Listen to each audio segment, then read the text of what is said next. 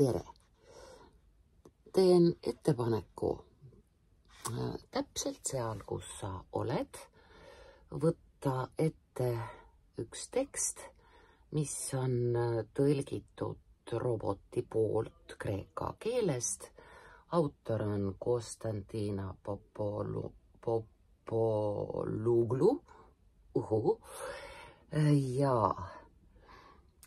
Ja me teeme selle koos korda. Mulle tundub, et just sina leiad selles tekstis iseenese. Esimene punkt, mille Konstantina meile on kirjutanud, tahab teist ajavormi ehk siis ma pole olnud. Teeme täisminevikku ja saab väga hea lause. Ma pole olnud kunagi sinu päris kodu. Kui kõnetab, teeme edasi. Mina teen niikuinii. Sul on sügav soov olla kodus, aga sa ei tea, kus on. Kui meil asesõna vastab küsimusele, kelle mille, kasutame pikka vormi, kus on sinu kodu. Eestlane laulab, kus on kurva kodu. Eestlane teab ammu asju. Võimalik, et teisel planeedil. No nii, selleks, et mitte asjata hüüelda, pigem lõpetame selle lause punktiga. Me ei ole nii kirglikud kui kreeklased. Ja et mitte kaasa elamist ehmatuse küllaseks kujundada, siis paneme sinna punkti. Sa oled paigast ära, keegi ei mõista sinu kosmilist meelt. Armastad olla üksi. Meil ei ole vaja siia kaldkriipsu, paneme koma ja jätkame väikese tähega üksinduses, rahus, looduses. Läheb edasi samas vormis, väldid paljusid inimesi. Ilmselgelt ma ei saa küll paraku kõrvale võtta originaali, sest kreeka keelega mul ei ole hästi. Hispaania, Itaalia, Prantsuse, seda veel kuidagi saad järjele. Paljusid inimesi, ilmselt ei pea silmas Konstantina mitte seda, et teatud inimesi või siis mõningaid inimesi. Mulle tundub, et ta ütleb, et sa väldid rahvarohkeid kohti. Et olla turvaliselt parandanud selle teksti nüansid, proovime siis varianti väldid kohti, kus on palju inimesi. Näe, täitsa hea sai. Väldid kohti, kus on palju inimesi. Teame seda tunnet. Eriti äge, kui sinu elukutse hoiabki sind pidevalt keset paljusid inimesi. Paljusid. Ja. Neljandaks, sind paelub. Ruum ei saa olla paeluvad. Sind paelub ruum. Teadusfantaasia väikese tähega, ufod, kristallid, ajarännak, kujutlusvõime, võime on sul niikuinii, sind paelub. Mis sind paelub? Kujutlused ja ongi korras, muinasjutud, kujutlused. Sind paeluvad kujutlused. Jaad siin ei ole, punkt on. 5. Kas sa eelistad öötaevast vaadata, kui televiisorit vaadata? See on nüüd hästi toredasti lappes lause.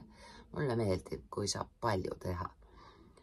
Esiteks võtad sa ära küsimuse, sellepärast et Konstantina on konstanteerimise tüdruk. Niisiis, sinu lause algab: sa eelistad öötaeva vaatamist televiisorile. Sa eelistad öötaeva vaatamist televiisorile. 6. Öised unenäod paljastavad tihti maailmad ja aastaajad. Kindlalt on silmas peetud ajastud. Maailmad ja ajastud, mida sa varem pole külastanud. Sa ei mäleta. 7. Ei lähe me minevikku, lihtminevikku, vaid kasutame nii nagu ka esimeses punktis täisminevikku. 7. Sa oled alati, vahetame ka sõnade järjekorra eestikeelseks, sa oled alati tundnud, et su elul on suurem eesmärk, kuid sa pole olnud veel kindel, mis see on. Eesmärgile öelda, kes on küll kaunis, aga ta on ikkagi mis. Mis see on? 8. Meil on natuke silpe robotil jäänud puudu. Sul on lõputu kaastundlikkus. Kõik 2 tingimata kaastundlikkus kõigi eluvormide ja loomade. Ärme ütle vastu. Vastu on verimeni kontra. Ütleme pigem suhtes.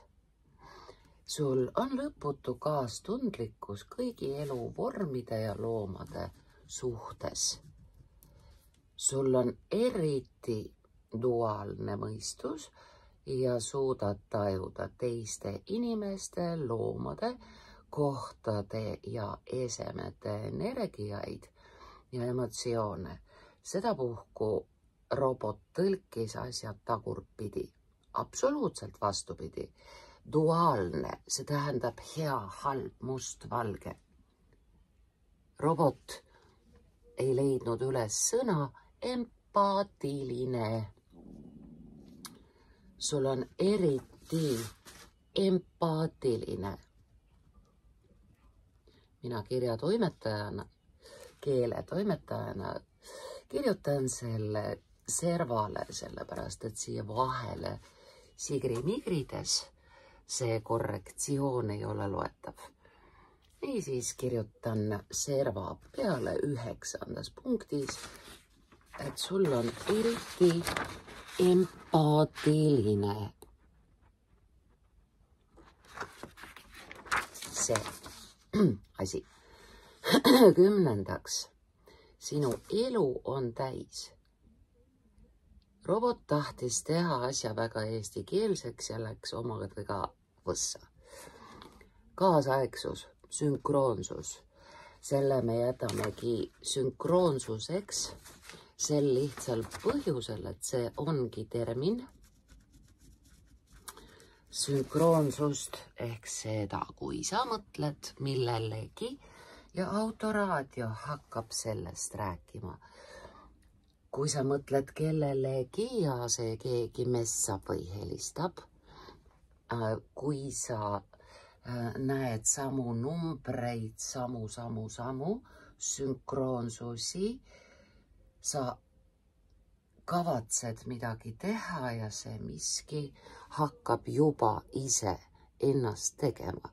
See on sünkroonsus ja sinu elu on täis sünkroonsust. ja tihti näed 11, 11 või muid numbreid kordumas.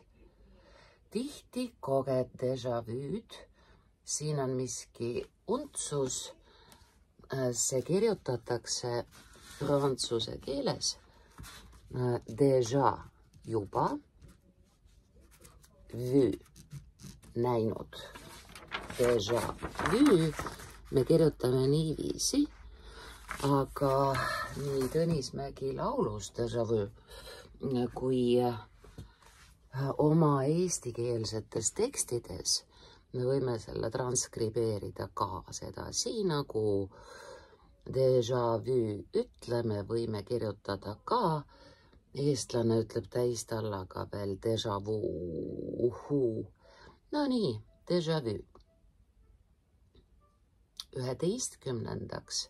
Siin paeluvad kristallid ja alternatiivsed teraapia tüübid, dudes, ärme pane siia tüübid ega tüüblid. Paneme üldse ilma abisõnata alternatiivsed teraapiad ja ongi korras. Meie sõpruskonnas peetakse pigem riigimeditsiini alternatiiviks. Nii, ja järgmine lause ei ole käsk, vaid fakt, mis juhtub lihtsalt. Sa lisad D, väldid kontrollitud ravimite panemist oma kehasse. Panemine on äge, ei ole päris hea. Väldid kontrollitud ravimite ja teate mis? Kontrollivate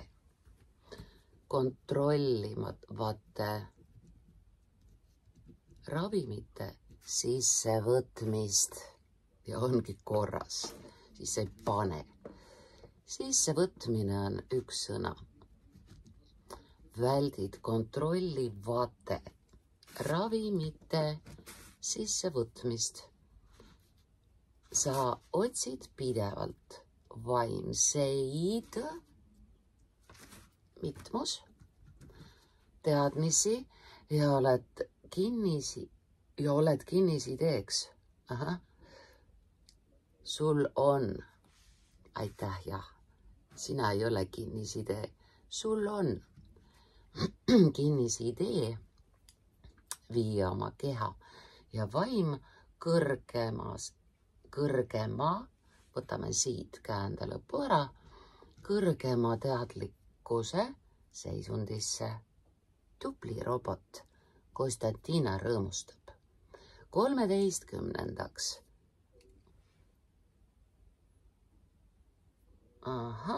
Kuuleme. See pigem ei ole mitte käsk, vaid fakt. Kuuleme tulevikus tulevat, ei ole vaja, tulevik tuleb niikuinii. Kuuleme lähitulevikus suurt fakti, mis muudab kõike, mida teame elu ja inimkonna kohta. Elu suure tähega siinkohal sobib sel lihtsal põhjusel, et jutuks on elu, täiega elu. 14. Ei ole käsk, see on fakt. Naeratad praegu, kui sa seda, meil on vaja panna siia üks lisasõna, et oleks voolav see tekst, siis me ütleme naeratad praegu, kui sa seda teksti loed, sest sa tead, et see on epätäveline ja sa pole üksi. Sinust on jutt, inimene, sest sa tead, et sa ei ole ebatavaline. Sina ei ole ebatavaline. 144 000 sinusugust, üldse mitte ebatavalist, on planeedil Gaia. Ja sa pole üksi. Mis peale Konstantina tänab. Aitäh, et oled olemas. hüüumärk. Ma kirjutasin oma heade eesti keele õppijatega koos ühe sõnade rea. Näe, ma näitan sulle kohe, mis sõnad need on.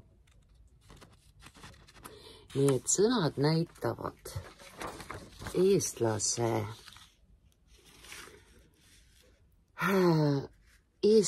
taju. Eestlane on ühest küljest väga loodustundlik. Ta ei ütle kunagi loote ega beebi ega looma kohta it, see. Isegi puu ja taime kohta tahad sa öelda tema pigem. Aga meie jaoks on olnud hallidest aegadest saadik ülioluline sõna täht. Mitte siis nüüd see AB, ei vokaal ega konsonant, kirjatäht. Täht, taevas on meil kogu aeg nii oluline, et kui me ütleme tähele panema, siis me paneme asja väga esile oma silme ette ja kuna meil on pilk taevas, me paneme asja tähele, siis ta on meil meeles. Meie tähelepanu, tähelepanelikkus on kõik suunatud sellele, mis on silma ees, mis ei lähe meelest ära, sest ta on tähelepanu all. Veel enam, me tähistame. Meil on pidulik sündmus, siis celebrate, торжествовать. Eestlasel on tähistamine. Me teeme oma suurpäeva tähe väärtuslikuks. Me tõstame oma tähtsa ehk tähtis, tähtsa sündmuse tähistades tähelepanu keskmesse ja on veel tähendama ja täheldama. Need sõnad siis tähendavad, nagu sa aru saad, tähendamine annab asjale meaning, tähenduse. Täheldamine, tähelepanemine ja tähelepanu juhtimine on täheldamine. Ja viimane sõna sellest perekonnast on tähtis. Asi on tähtis. Tähtsusetu tõmbab selle sõna jõu, väe sinu sisetundes ka otsekohe alla. Kui on tähtsusetu, siis saba langeb sorgu, heal juhul mitte jalge vahele. Sa, kas sa tead, kallis inimene, kui tundlike eelkäijate, kui